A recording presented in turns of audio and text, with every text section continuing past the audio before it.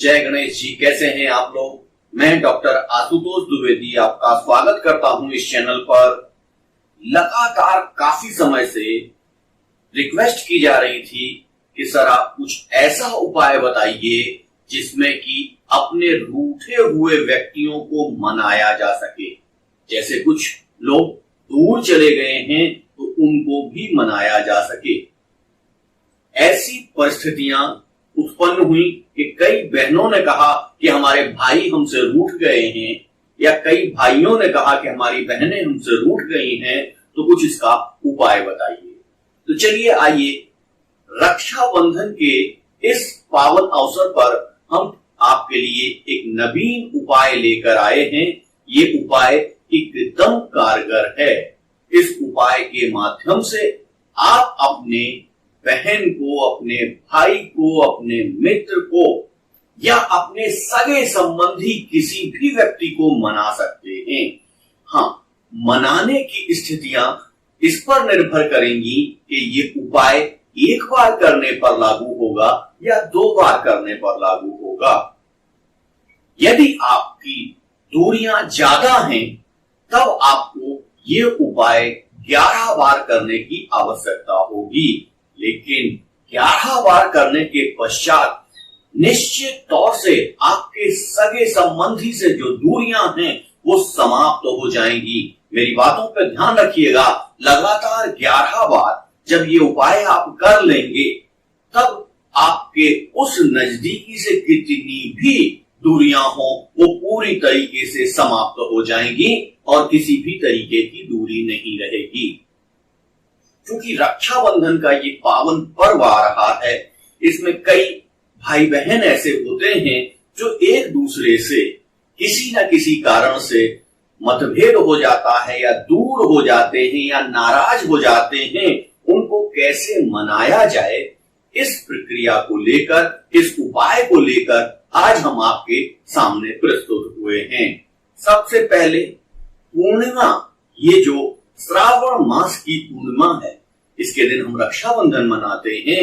लेकिन जब हम देख लेते हैं कि हमारे जो करीबी लोग हैं, जो हमारे बहन भाई हैं, हमसे रूठे हुए हैं, हमसे दूर हैं, तो उनके मनाने के लिए या उनको नजदीक लाने के लिए या पुनः उस संबंध उसी प्रकार से लागू करने के लिए हमको एक उपाय की आवश्यकता पड़ती है।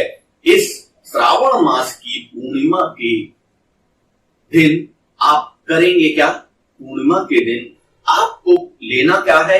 आपको थोड़ी सी हल्दी लेनी है, थोड़ा सा गंगा जल लेना है, थोड़ा सा गुलाब जल लेना है, थोड़ा सा उसमें इत्र मिलाना है, और ये सारी चीजें मिला के आप थोड़ा सा मिक्सचर बना लीजिए और उसी में रक्षाबंधन का वो धागा डाल दीजिए। और वो धागा डालने के पश्चात जब वो मिक्सचर उस धागे पर पूरी तरीके से चढ़ जाए, क्या क्या चीजें मैंने बताई? थोड़ी सी हल्दी, यानी बहुत सारी हल्दी नहीं लेनी है आपको, थोड़ी सी हल्दी, थोड़ा सा गुलाब जल, थोड़ा सा गंगा जल और थोड़ा सा इत्र मिलाकर हम एक पेस्ट बना लेंगे, या पेस्ट ना कहिए, एक ऐसा मिश्रण बना लेंगे जिस मिश्रण में आराम से उस धागे को या रक्षाबंधन के उस राखी के धागे को हम रख सकते हैं। उसको हम रख देंगे और रखने के पश्चात हम क्या करेंगे? उसको अपने पूजा घर में रख देंगे। पूजा घर में रखने के पश्चात हम एक दीपक, घी का दीपक जला लेंगे और घी के दीपक में अपने जो आराध्य देव हैं उनके मंत्र की 108 यानी कि 1 माला उनका जप करेंगे और अपने मन से ये आवाहन करेंगे कि हमारे इस भाई को, हमारे इस बहन को, हमारे इस मित्र को कुछ गलतफहमियां हो गई हैं, कुछ दूरियां हो गई हैं, तो उन दूरियों को समाप्त करके हमें पुनः मिलाने का कष्ट करें। और इस तरीके से आवाहन करके जब आप 1 माला वो जप कर लेंगे, उस जप करने के पश्चात पुनः उसको अब जप किसका करना है ये थोड़ा सा ध्यान रख लीजिए। जब यदि आपके कोई इष्ट देवता हैं तो उन इष्ट देवता का वो मंत्र जाप आप कर सकते हैं, और यदि आपके इष्ट देवता नहीं हैं तो आप इस श्रावण मास में शंकर जी के मंत्र से जाप कर सकते हैं। शंकर जी का जो सबसे छोटा मंत्र है वो है ओम नमः शिवाय।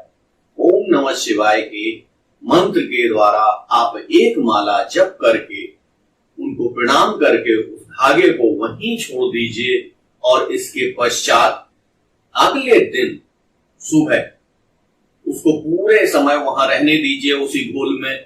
सुबह उसको उठा के उसको रख दीजिए। इसके पश्चात आप उस धागे को, क्योंकि जब आपकी दूरी हो चुकी है, आपकी बातचीत नहीं हो रही है, तो आप उसको कैसे बांधेंगे, तो आप उसकी फोटो पे अपने मित्र की, अपने भाई की, अपनी बहन की फोटो पर बांध सकते हैं। और बांधने के पश्चात पुनः वही प्रार्थना करेंगे कि हमें हमारे इस बिछड़े हुए भाई से, बहन से, इनसे जो नाराजगी है उसे दूर करें। और ये उपाय करने के पश्चात यदि छोटी नाराजगी है वो एक बार के उपाय में ही समाप्त हो जाएगी। लेकिन जितनी उपाय, यदि आपकी कठिनाई अधिक है तो आपको उपाय कई बार करना पड़ेगा, और अधिकतम ये 11 बार उपाय करना पड़ेगा। यदि आप लगातार 11 बार ये उपाय 11 पूर्णिमाओं के दिन करते हैं तो निश्चित तौर से वो आपके जो सगे संबंधी, मित्र, भाई, बहन जिनसे आपकी दूरी हो गई है वो दूरी समाप्त हो जाएगी, और आपके जो संबंध पुराने थे वही संबंध पुनः स्थापित हो जाएंगे। तो इस प्रक्रिया को यदि आप लागू करते हैं तो निश्चित तौर से आपके जो सगे संबंधी, भाई, बहन, मित्र आदि हैं जो आपसे रूठे हुए हैं वो अपना वो जो आपत्तियां हैं उनको छोड़कर आपके पास पुनः आ जाएंगे, 100% आएंगे। यदि आपने 11 बार ये कर लिया और आपके पास वो वापस नहीं आते हैं तब आप हमसे शिकायत कर सकते हैं। ऐसा हो ही नहीं सकता। मेरा 20-25 साल का ये अनुभव है कि निश्चित तौर से वो लोग आपके पास आएंगे ही। बहुत सारे लोग तंत्र का प्रयोग करते हैं इसके लिए, लेकिन तंत्र की आवश्यकता नहीं है। इसे वैदिक आधार पर ही तंत्र भी हमारी ही संस्कृति का अंग है, लेकिन तंत्र के जगह हमारी ये जो वैदिक संस्कृति है या वैदिक पूजा है या हमारे जो इष्ट देव की पूजा है उसके आधार पर इसे हम ज्यादा अच्छे ढंग से और ज्यादा कारगर तरीके से प्रयोग कर सकते हैं। तो आज का वीडियो यहीं तक। अगले वीडियो को लेकर मैं पुनः आऊंगा, और अब मैं इन सारे उत्सवों में किन किन आधारों पर क्या क्या चीजें हो सकती हैं, आप अपनी संस्कृति के सुधार के लिए, अपने घर के सुधार के लिए क्या क्या कर सकते हैं, उनके लिए पूरी एक सीरीज लेकर आने वाला हूं। और ये सीरीज के साथ ही मैं आपके साथ लगातार जुड़ा रहूंगा। हाँ, हमारे जिन मित्रों ने हमारे चैनल को सब्सक्राइब नहीं किया है प्लीज इसको सब्सक्राइब कर लीजिए और वीडियो को अधिक से अधिक शेयर करिए। जय गणेश जी, धन्यवाद।